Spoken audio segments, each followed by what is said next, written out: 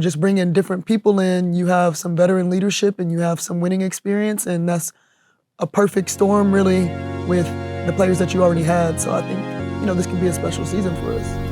And Inside Fever basketball continues with a player who's become a face of the WNBA here over the last few years with Sydney Colson. And what a last few years it's been for you. You've won a couple of championships, I think been a household name.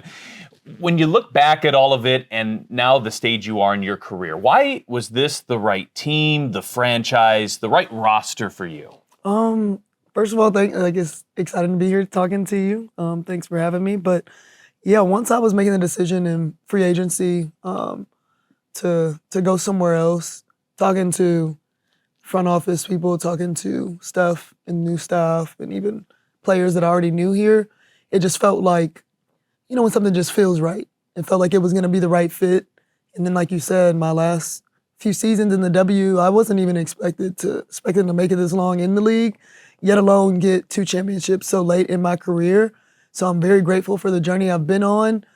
But I think it was really fitting that I come back to Indiana. Like, we won a championship here when it was Conseco Fieldhouse in 2011 with Texas A&M.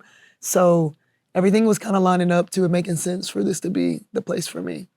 I want to talk about your career because I think maybe fans that have been newer to the WNBA, that have maybe become a fan in the last 3 or 4 years, and they've seen you, your spotlight is everywhere, they maybe don't realize the grit, the hard work that it took at the beginning of your career to kind of make this moment possible. How has all of that shaped you? Mom, I think it's shaped me because it's made me a very resilient player and person.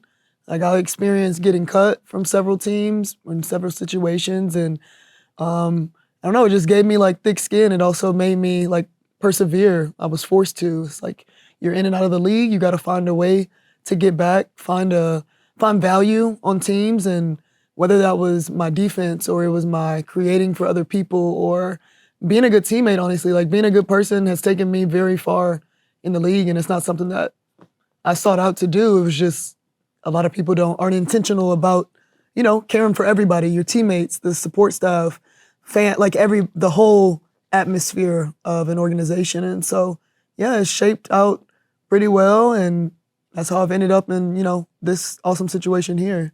The Fever franchise and organization has made kind of an unprecedented investment into the franchise here lately. How important is all of that as you were making your decision?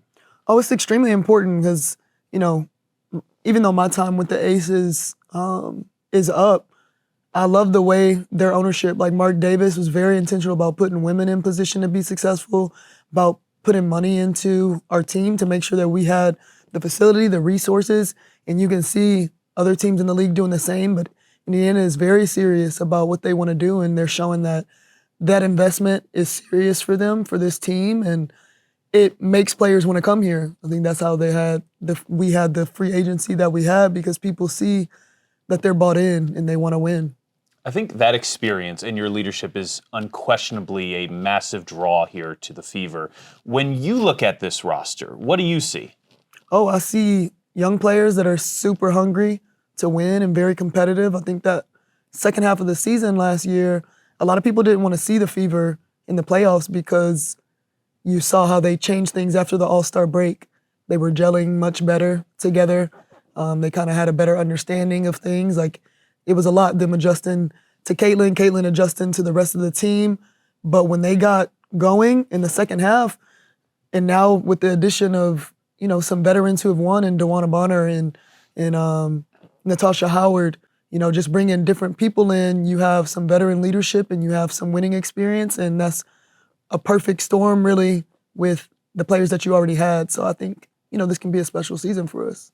As a leader, I'm wondering if you see any parallels in the situation and the teammates you were around, in that when you talk about the best backcourts in the league, I mean, you're talking about the one you had in Las Vegas for multiple years there. Right. And I think Caitlin and Kelsey started to emerge as that in that type of conversation. Kelsey Plum, Jackie Young, Chelsea to Gray. Caitlin Clark, Yeah. Chelsea Gray, no question. Yeah. Caitlin Clark, Kelsey Mitchell. I mean, do you see some of those similarities here? Yeah, and I for sure see it in the work ethic.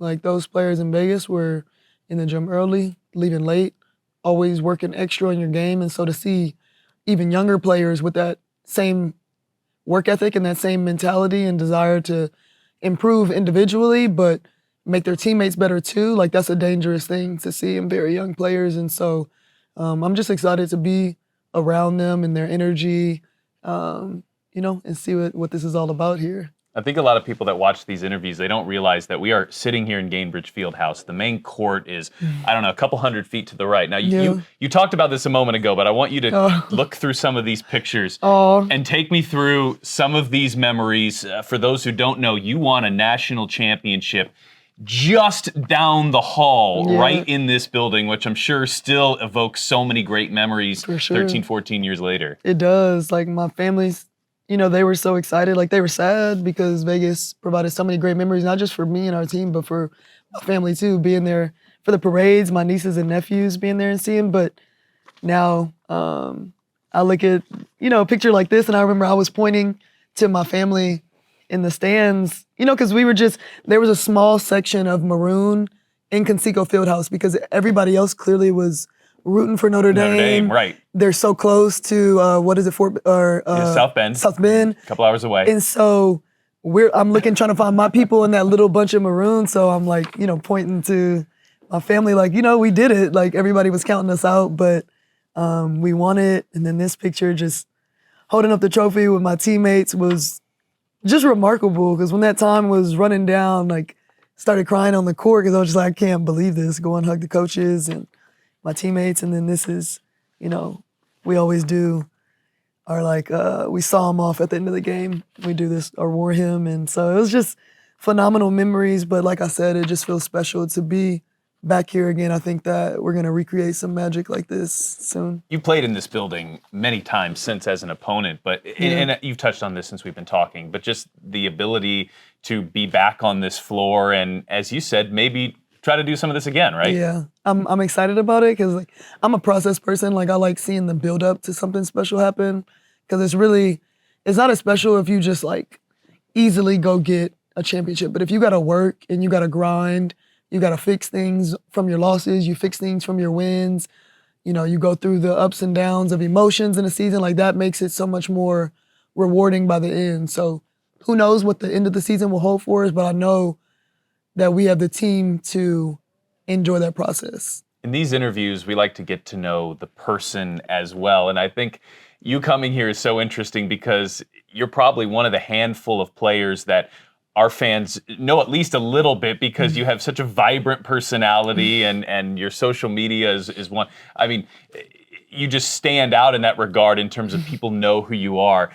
Has that always been kind of a part of the full package with you? Has that something you've grown into, the humor and just the personality that we see day to day off the floor? I think I've always just been very outspoken and energetic and outgoing, and I'm like my dad in the sense I've never met a stranger. I'll talk to anybody, and not just because I genuinely want to know things about people. So when I sit there and talk to them, people be like, why are you asking this question to a stranger? But I'm like, I'm not with the small talk. Let's get down to how was your childhood? What was your upbringing like? Are you good now? What do you want to talk about? But I don't know. I like having fun with people. I like for people to feel light in my presence and they can be their full self, because that's how I try to show up every day. And just, I don't know, it's just worked out. But I think this is just how God made me, honestly. So we go back in time. You're a 6 or 7 year old playing, and this is the same you. Yeah, this has been me. You ask my parents, I've been like this. My dad told a story one time about when I was at the doctor, as a kid, and the doctor would hit your knee with the little thing. He said I hit the nurse back. Immediately. I've always just been quick. I'm no, whatever. And people thought he was lying. And I know that I've heard this story since I was a kid, so I'm assuming he's telling the truth, but who knows? You don't even remember it. I don't even remember. That's a testament to what we're talking about here. You don't even remember it, and you're acting that way. Yeah, I just I don't know, I like making jokes and having fun, man. That's just me. True or false, you're the funniest player in the league? I'll let the people answer. I think your Twitter account kind of speaks for itself. I'm the most unhinged, I think. That's fair. Well, it's my kind of humor, so at least you get my vote. I'll tell you, there are not many opposing players that I follow on Twitter. You can go back and look at my follow. I've been following you for a few years. Oh, okay, now, I gotta follow you back then. All right, we locked in now. Yeah. We're locked in now. But there's more to that, I think, than just funny tweets, right? I mean, like, there's a way that your energy kind of permeates a group, or maybe that in tough times you can have an ability to just have that right sense of lightening the load a little bit. I mean, how have you seen that kind of play out amongst the teams that you've been on? I think I'm just like, I'm the kind of person, like I said, like I'll talk to a stranger. I like talking to my teammates, of course, the coaches, but like the staff. A lot of times as athletes, like we show up to practice or we show up to games and we don't realize how much time that everybody else has put in to make our jobs easier.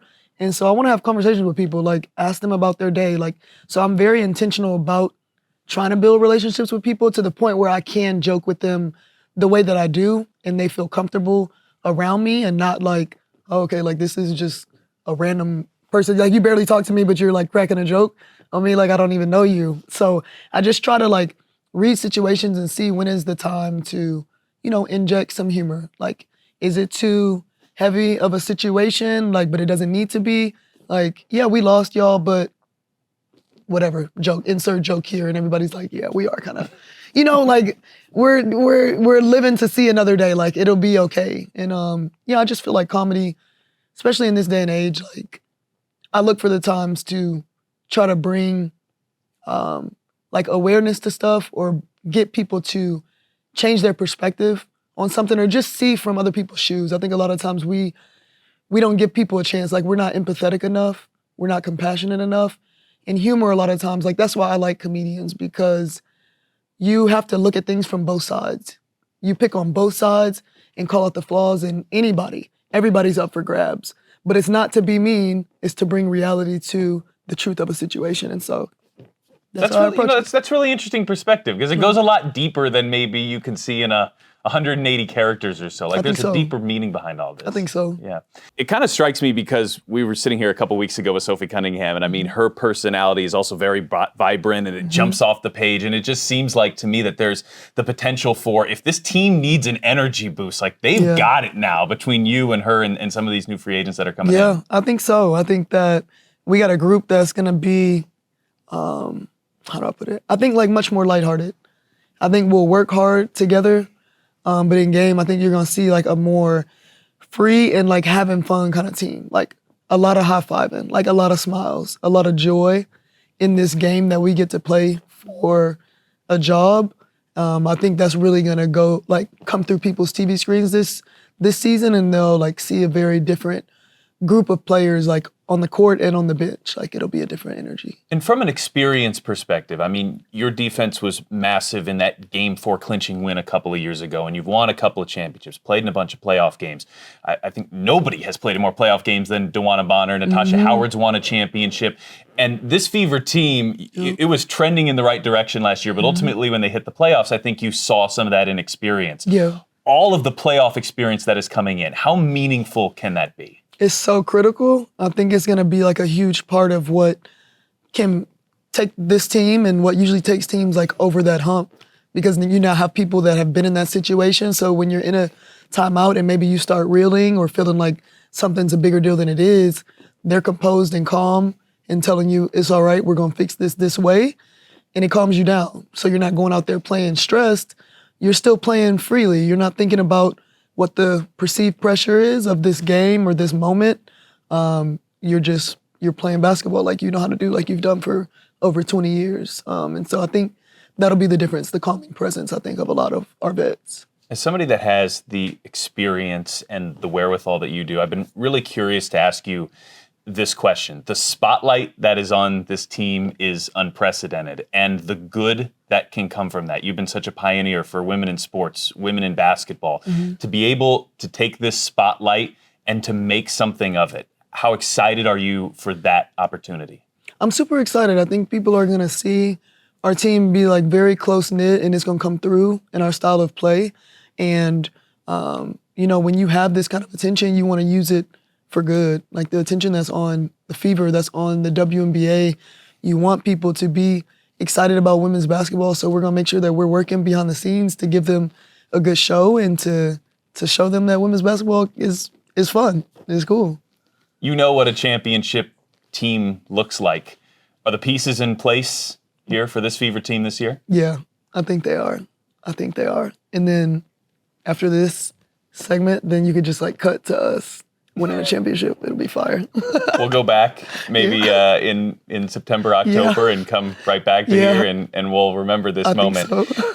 Final thought here. What's your message to this massive fan base that has embraced you since the announcement of the signing, but for the first time is kind of getting to know you a little bit one-on-one here? What's your message to all these new fans that are coming on board with you and have been on board here with this team?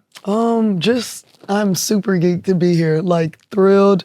I think it's gonna be so much fun. They're gonna feel our energy and excitement in the way that we play.